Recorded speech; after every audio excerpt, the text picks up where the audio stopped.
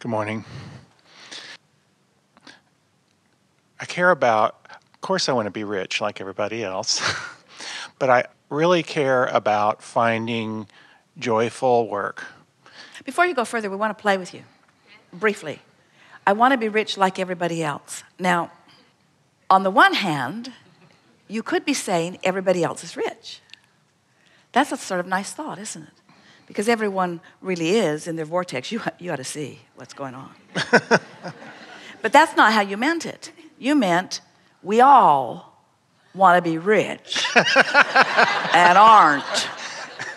And aren't. That's all. Continue. Did you watch the wedding yesterday? Is that what you want? No. We don't think so. No. So I want to be joyful in how I create a living, and I want to do it in a creative way that enlivens me and those that I'm working with. And I feel very challenged in doing that, and I've been reaching for that for a while, but don't seem to be there. Well, the reason, and a lot of people are, as you were pointing out, a lot of people are having some of the same experiences, but here's why. The old cart before the horse thing is what's going on. And it really is about the wanting to see evidence in manifestation in order to make you believe that you're on the right track. And it hasn't been that long that you've been even contemplating a vibrational reality or even had any awareness of your relationship with it. And so you really haven't had a chance yet to dig in any real deliberate way and focus yourself into alignment. Now, we like to be playful with you. That's a nicer way of saying we're just going to tease you or mock you here because we know that everything that everyone wants, no matter what it is, a relationship or a pile of money or anything, the reason they want it is because they believe they will be happier in having it. And the reason that that's amusing to us, we love you all so much, but it is amusing to us, is that we know that it is only finding that happy place that is necessary to release the resistance, which then would allow everything that you've requested in. But people don't believe that. They don't believe that they can just be happy and good things will come. But it's because almost no one focuses in a consistent way on things that allow you a chronic, steady feeling of well-being and happiness, you see. So you're sort of in fits and starts. Sometimes you feel better than others, but you are, we love you very much, problem-oriented. And maybe another way of saying that, rather than problem-oriented, is reality-oriented. You are what is oriented. So let's start with where you began. What you virtually said to us is, I'm standing in a financial or fiscal place that is much less than that which I really want. And yet it has almost your undivided attention. So you can't help but perpetuate what is. So then along we come. We're so cocky and sassy, and we don't have any rent to pay.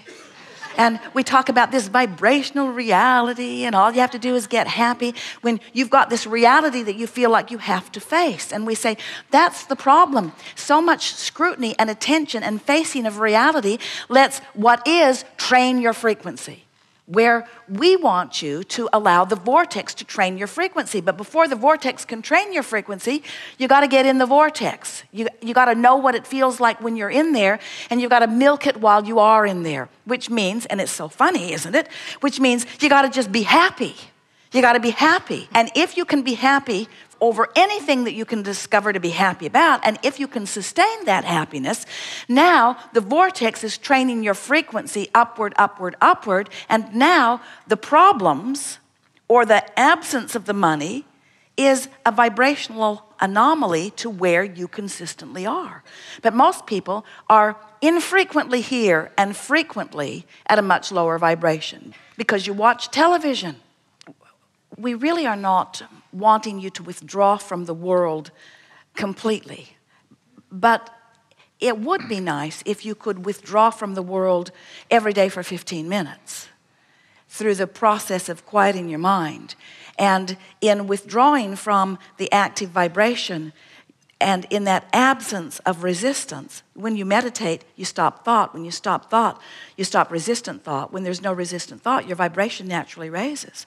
So as your vibration naturally raises and you feel the sort of detachment that comes with that, eventually your frequency will gravitate more easily to that.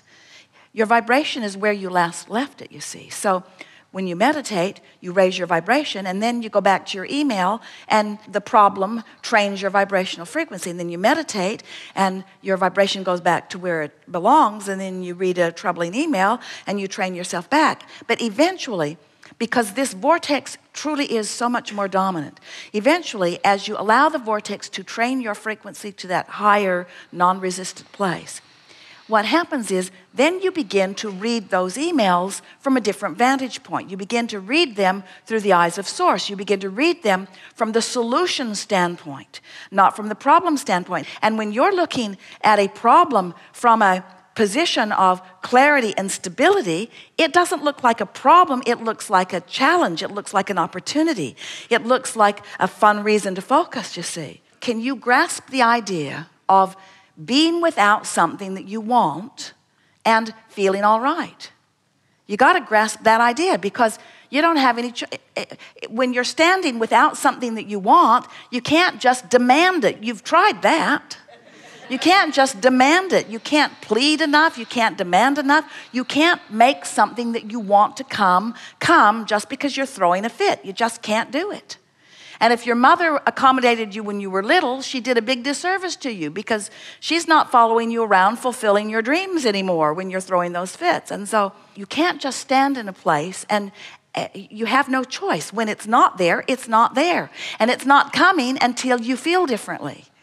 And so what we want you to understand is that you've got two choices. You can be without something you want and feel horrible, or you can be without something you want and feel fine about it. And that sort of twists your brain into a knot, doesn't it? Because most people are so used to just responding to what is. Something good happens, you're happy. Something bad happens, you're not happy. But then you're in that uncomfortable and impossible situation of controlling uncontrollable conditions. You cannot control the wars in Afghanistan. You cannot control what's going on weather-wise. You cannot control the economic climate. You cannot control what's going on globally. You can't control what's going on in your neighborhood. You can't control what's going on in your house. You cannot control what's going on with the person you live with. You can't control it, you see. But you are responding to it. So what we want you to do is to contemplate, am I responding to the world from outside the vortex or inside the vortex? Am I problem-oriented in my response, or am I solution-oriented in my response? So that's why when you say, oh, you said the best thing that anybody ever says, I just want to be happy. I want to be happy. I want to feel good. Sure, I want money, but what I really want is to be happy. You can do that now. You can do that now, because you can be without something you want and still be happy. Because you don't have to focus upon that missing thing that's making you unhappy. You can focus upon something that makes you happy. You see what we're getting at? There's always something to focus upon that makes you happy. Now, that's not easy to hear when you're not happy, because when you're not happy, it doesn't feel like there's anything in the world that would make you feel happy. But we want to say to all of you, you are at one time or another in the vortex at least once every single day. In other words, something happens because you cannot, we love you very much, you do not have the mental capacity, we love you very much, to focus consistently, we love you very much, on anything long enough, we love you very much, to hold yourself 100% of the time outside the vortex. You don't have that kind of brain power. You don't. You're fickle and frivolous, and you go where the wind blows. And we just want you to realize that the vortex takes you in, and if you would, once the vortex takes you in, if you would milk it, if you would say, oh, what's that? What is that? What's this feeling? Ooh, I think I feel good. I think I feel good, and what is it about? If you will focus on what it is about, in time, your problem-oriented nature will begin to recede, and your solution-oriented nature will begin to improve or to dominate, until you will reach this place in a very short period of time where your opening might be something more like, well, I still don't have the money, but I'm really, really happy. I'm really, really happy. And once you're making a statement like that, The money, the relationships, everything else that you want is on its way. It's on its way. It's percolating right now. It's already a vibrational reality. And in your happiness, this is the thing we want you to hear. In your happiness, in your more consistent happiness, in your occasional to more often to consistently, chronically happiness, you have the in the vortex sight. We are happy that you began this way with your desire to be happy. And we are happy to announce to you that you can be happy now, regardless of what's manifesting. And if you really heard that, and we know you did, then you'll be able to maintain that feeling of happiness more just by practicing. No need to change external circumstances or look to better Oh, external circumstances. we'll give it to you in even a stronger way. No need to, not possible to. Okay. Haven't you noticed that when you try to change the external circumstances, it's different faces in different places, but it's the same thing. Yeah. It's the same thing because your vibrational frequency didn't shift. So when you make effort from outside the vortex, all it does is practice that vibration more and bring you more of that. Now, the good news in that is that more of what you don't want puts more in your vortex. But friends, your vortexes have enough in them to keep you happy for 20 or 30 lifetimes. Yeah, mine's got to be really big by now. It's time to cash in on the vortex. It's there for you, you see. Helpful? Thank you. Now what? We're pleased with that conversation that we just had. It was a vibrationally moving experience, wasn't it? Aren't you clearer about everything now? Do you feel more determined to feel good? Yes.